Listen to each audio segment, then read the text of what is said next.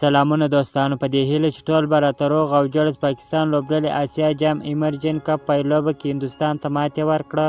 د آسیا د ایمرجن کپ د الف لوبډلو ترمنځ پایلوبه کې پاکستان هندوستان په 128 منډو په توپیر ماتې ورکړه او دغه سیالۍ اتلولي هم په خپل نوم کړه.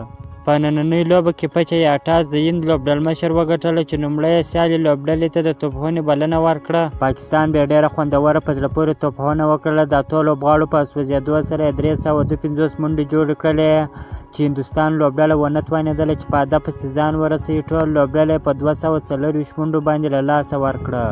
په دغه سیالۍ کې د کرکټ په ډګر کې دوه سخت سیالان هند او پاکستان ترمنځ په سریلانکا کولمبو کرکټ لوبغاړي کې ترسره شوه. هند او پاکستان ترمنځ په پایلوبه کې پاکستان لوبډلې په بیټینګ کې ډېر ښه سټارټ واخیستی چې یوه لوبغاړي 121 منډې جوړې کړلې او بل د زمبابوې له ساوریزه غوره لیکي نور احمد لکنوال ډېره خوندوره په زړه پورې توپ اچونه وکړله. په 2 اورونو کې 20 منډې ورکړلې او 2 مهمې ویکټې هم ترلاسه کړلې. که مو چیرې دغه ویډیو خوښه شوې ده په چینل کې نوي یاست نو حتما زموږ چینل هم در سره سبسکرایب کړئ. تر بلې ویډیو پورې د الله په امان.